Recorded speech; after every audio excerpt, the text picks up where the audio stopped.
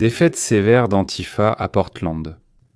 Sur tous les fronts, la gauche est battue, repoussée et écrasée.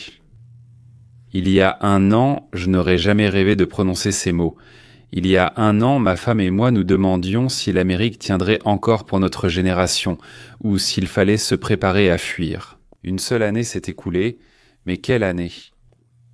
Cela se passe de nombreuses façons que nous n'aurions jamais pu imaginer. Des ruines fumantes du bastion Antifa à Portland jusqu'aux trésoreries dévastées des organisations non gouvernementales liées aux démocrates dans le monde entier. La gauche américaine subit une destruction systématique sans précédent dans l'histoire politique moderne.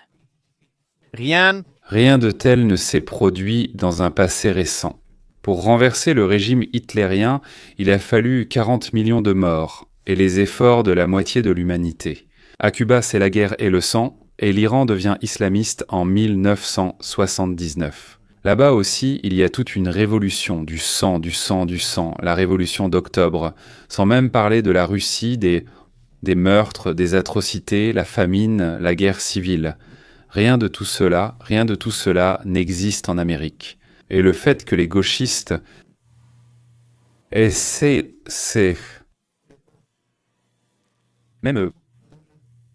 ce n'est même pas proche de ce qu'ils voudraient en faire. Ils ont juste un adversaire qu'ils ne peuvent pas battre. Nous voyons la gauche politique dans ses convulsions d'agonie.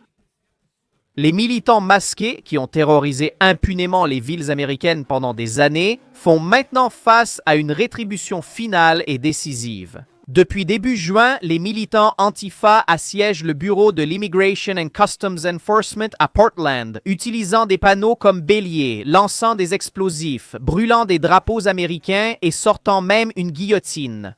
Leur gouverneur impuissant, radical de gauche et fou, comme Baghdad Bob, se tenait devant les caméras en affirmant que ce n'était que des manifestations pacifiques, rien de plus. Eh bien, cette semaine, tout cela a pris fin.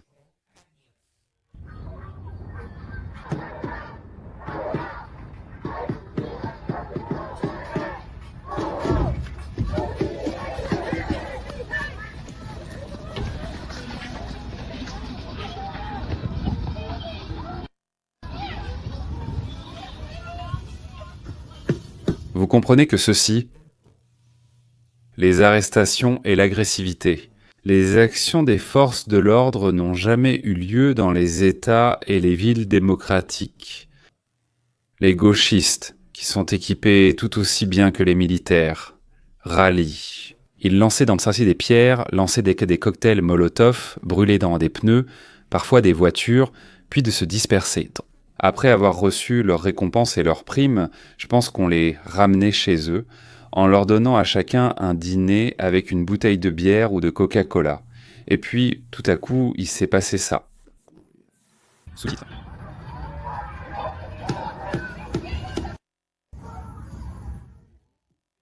Après le décret du président Donald Trump désignant Antifa comme une organisation terroriste, les agents fédéraux, équipés de matériel militaire, sont devenus de véritables forces de lutte contre le terrorisme.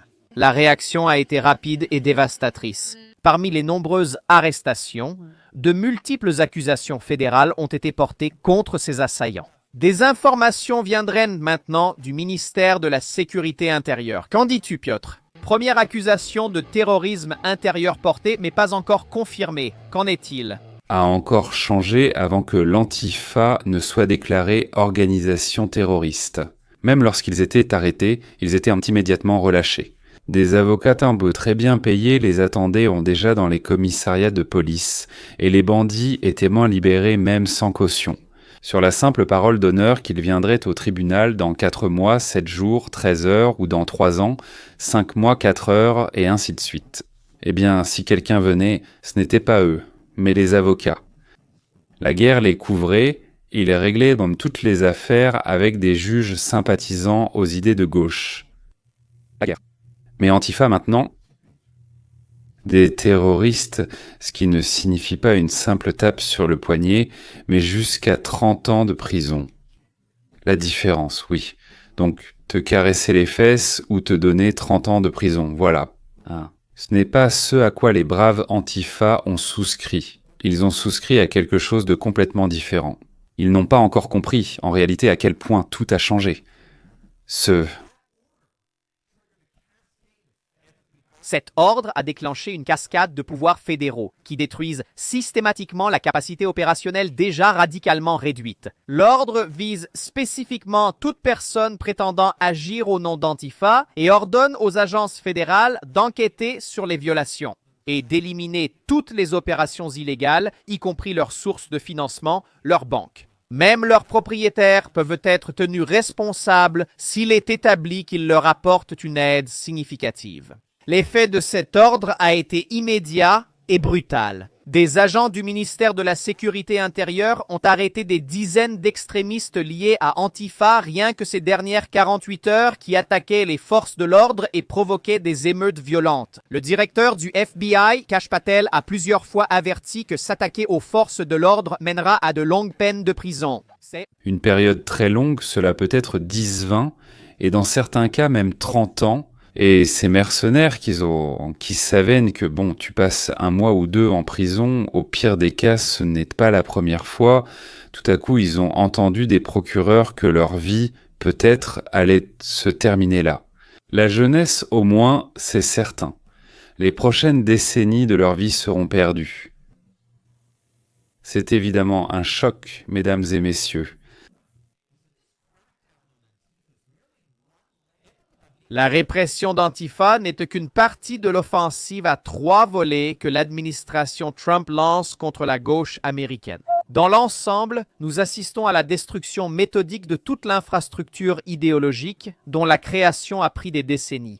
Mais il n'a fallu que quelques mois pour la détruire pendant la 2e phase de l'offensive. Les scènes chaotiques que nous observons à Portland ces derniers jours ne sont pas de simples arrestations aléatoires, ce sont les convulsions d'agonie d'une infrastructure coordonnée de la gauche qui enfin se heurte à toute la puissance de l'autorité fédérale lors du second mandat de Trump. Chaque arrestation, chaque accusation fédérale, chaque déploiement tactique représente un mouvement stratégique dans la guerre plus large que Trump mène contre les forces qui ont terrorisé les villes américaines pendant de nombreuses années. Et je vais vous montrer comment Trump est en train de démanteler complètement la gauche américaine pour toujours. Je serais très heureux si le docteur Steve Tourly a raison. Écoutons-le, puis nous en discuterons de ce qui se passe ici.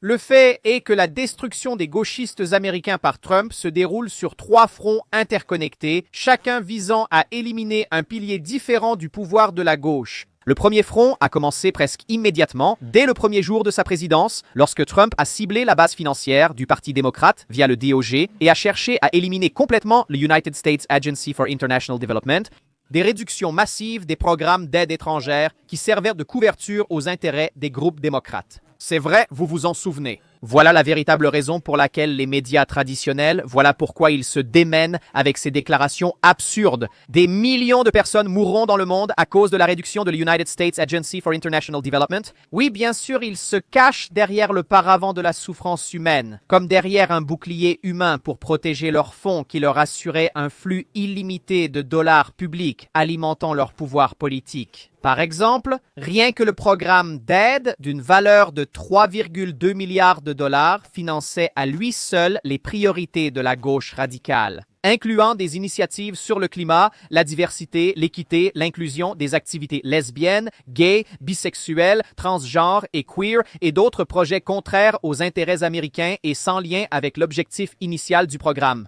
Ainsi, en éliminant ces programmes, Donald Trump a coupé une source de financement importante qui permettait aux organisations non gouvernementales liées aux démocrates et aux organisations internationales du Parti démocrate lui-même d'agir comme le prolongement de l'agenda mondial du parti. Désormais, cette mesure leur a porté un coup, mais ce n'était pas une blessure mortelle. Parce qu'il existe toujours une vaste infrastructure ultralibérale interconnectée qui recevait chaque année des centaines de millions de dollars de la part de milliardaires ultralibéraux et anti-américains. Cela inclut aussi le deuxième front que nous voyons récemment. Donald Trump menace d'utiliser les accusations de PARIC contre Soros, visant l'infrastructure des groupes d'extrême gauche via des enquêtes financières et des poursuites inédites menées par PARIC. cette période. Ces arrestations et reconnaissances comme terroristes ciblent directement les groupes d'extrême gauche et leurs membres. Ainsi, Donald Trump, sur ce deuxième front, vise l'argent et les membres de ce vaste réseau d'extrême gauche à travers tout le pays, voire au-delà. En fait, le Mémorandum national de sécurité de Donald Trump dirige le groupe national conjoint de lutte contre le terrorisme du FBI, le ministère de la Justice, le ministère des Finances et même le satané service des impôts lui-même. Démanteler systématiquement ce que Donald Trump appelle les réseaux terroristes de la gauche radicale. Et l'ampleur est tout simplement à couper le souffle. Le ministère de la Justice a déjà chargé les bureaux des procureurs américains à travers tout le pays d'ouvrir une enquête à ce sujet concernant les fondations Open Society de George Soros. Et l'enquête inclut des accusations potentielles allant du soutien matériel, du terrorisme, de l'incendie criminel, de la fraude électronique et, bien sûr, des infractions elles-mêmes. Rika, donc, vous avez le premier front qui a été et reste la privation de financement du Parti démocrate en les coupant de nos dollars d'impôts. L'un des aspects les plus flagrants de ce qui se passe a été le financement inventé sous Obama des activités anti-américaines aux frais du contribuable américain. C'était un coup de génie, à mon avis, et cela a pris plus de 20 ans. Le second avènement de Trump pour élaborer et mettre en œuvre une stratégie de lutte contre cette tumeur cancéreuse cultivée par les démocrates dans l'organisme des États-Unis d'Amérique. Le deuxième front, c'est le démantèlement du financement et de l'adhésion des groupes qui soutiennent l'extrême gauche. Et maintenant, le troisième front, qui relie en quelque sorte tout cela en un tout cohérent, comprend une attaque contre l'appareil culturel et médiatique qui promeut l'idéologie de gauche dans les institutions américaines. L'attaque constante de Donald Trump contre les médias traditionnels a été particulièrement féroce et dévastatrice pour les démocrates. Vous savez, il a engagé plusieurs poursuites de plusieurs milliards de dollars contre le New York Times, le Wall Street Journal, concernant leurs reportages malhonnêtes et ouvertement délibérés, trompeurs. Et ils ont dû verser des dizaines de millions à ABC.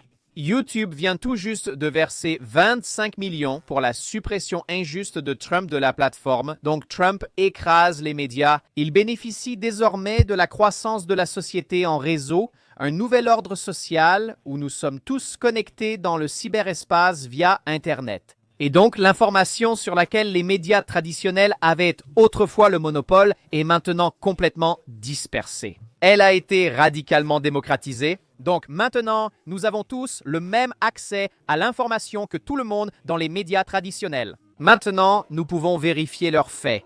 La lubrification a commencé. Bien sûr, l'achat et la reprise de Twitter par Elon Musk ont donné un élan au développement de nombreux blogueurs qui, auparavant, étaient à partout censurés, fermés, punis, privés de financement. Aujourd'hui, beaucoup d'entre eux ont des audiences de plusieurs millions, et ils n'ont plus peur que Facebook ou Google les ferment soudainement. Bien sûr, il y a toujours des intrigues et des bassesses en coulisses, mais ce sont justement des bassesses cachées, et non pas une rupture du lien entre les blogueurs et leur public. Tout. La fraude, la machine de propagande culturelle s'est effondrée, avec la grande majorité des nations rejetant le wokisme. Dans l'ensemble, vous savez, le Bud Lighting de chaque grande entreprise qui adopte ces absurdités. Les gauchistes vocaux ont officiellement perdu le contrôle de la culture américaine et de leurs institutions culturelles. C'est pourquoi le discours incroyable de notre secrétaire à la Défense, Peta Kekset, il y a quelques jours devant ses 700 généraux, a été si dévastateur pour beaucoup. Dans le traditionnel, quoi?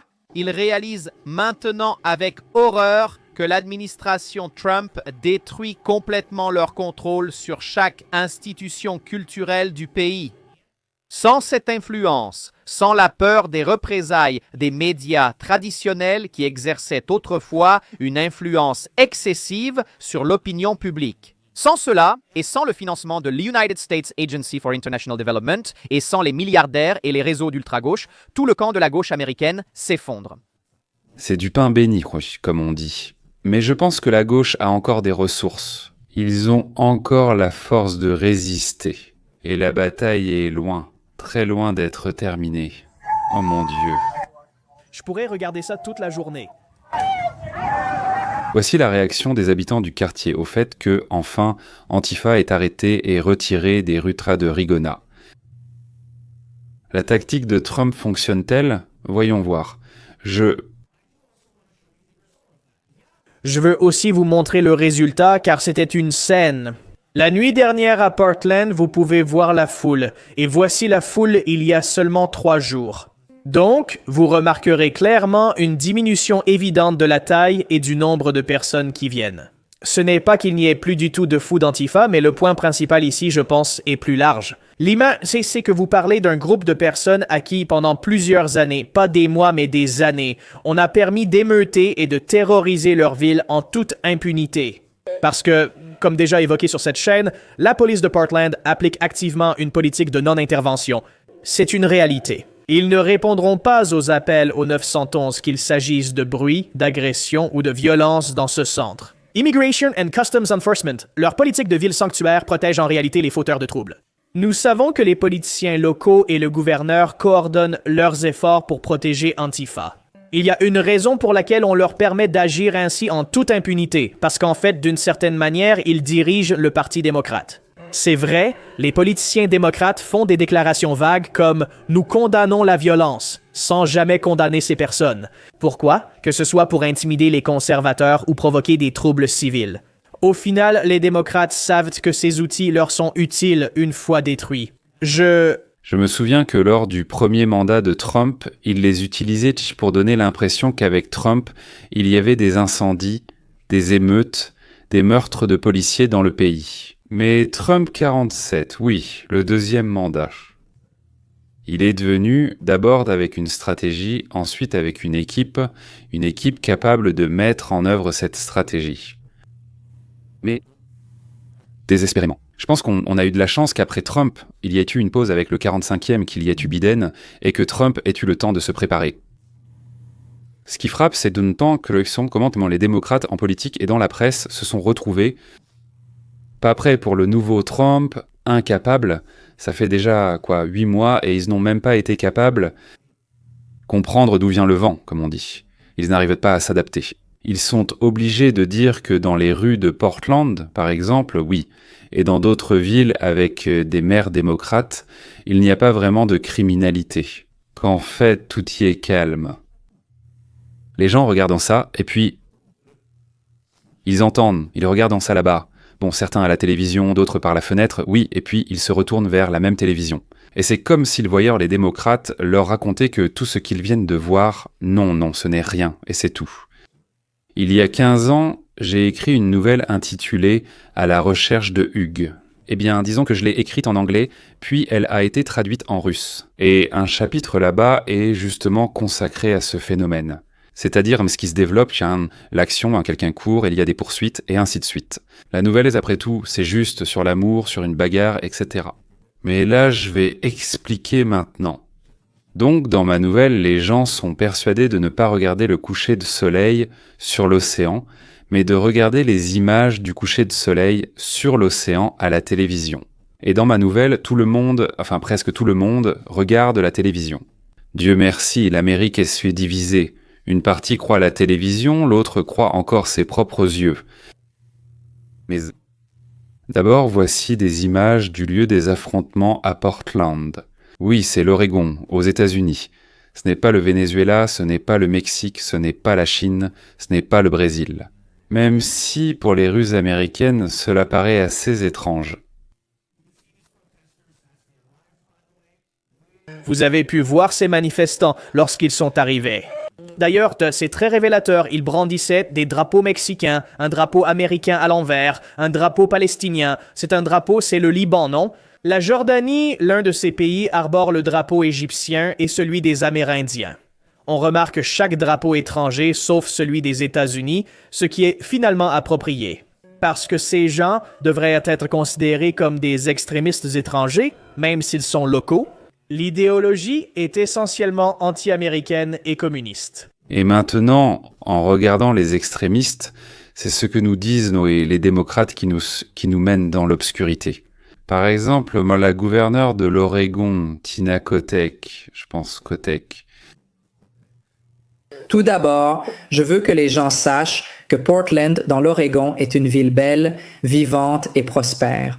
Nous ne sommes pas une zone de guerre. J'y ai passé le week-end, les gens se promenaient, faisaient du shopping, allaient au restaurant, assistaient à des matchs ou des spectacles. Portland est magnifique.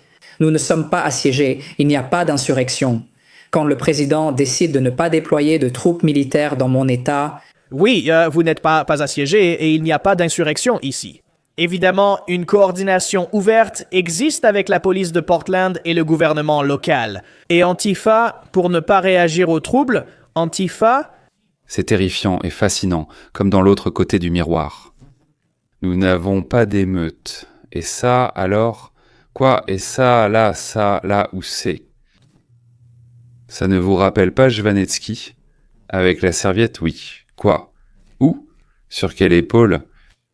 Seulement chez Jvanetsky, c'était une blague.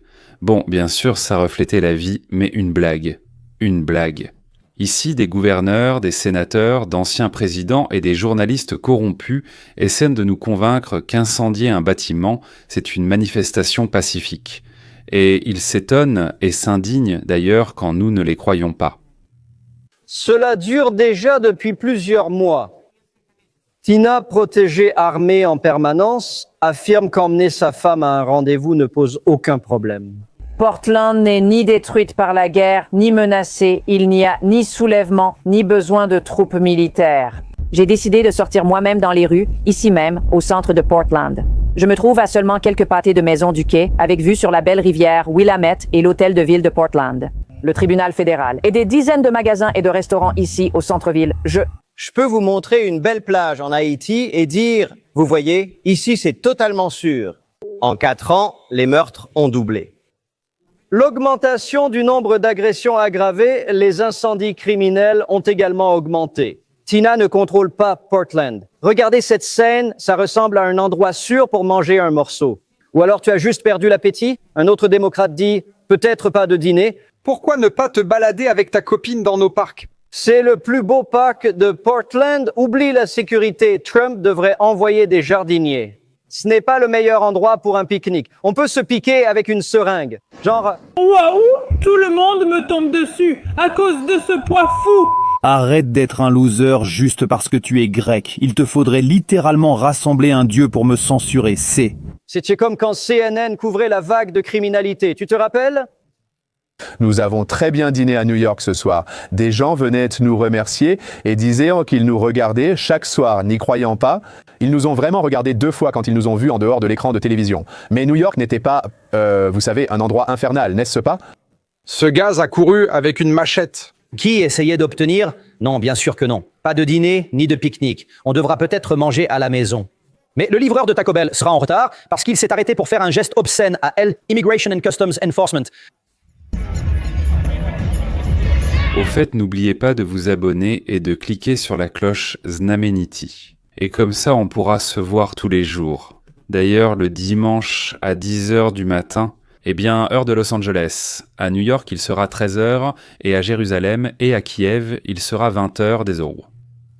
J'analyse la situation, disons, à un niveau plus profond. Si cela vous intéresse, venez écouter une fois. Nous faisons des annonces à ce sujet les jeudis et vendredis. Et il est toujours possible de savoir où, quand, et tout le reste se passe.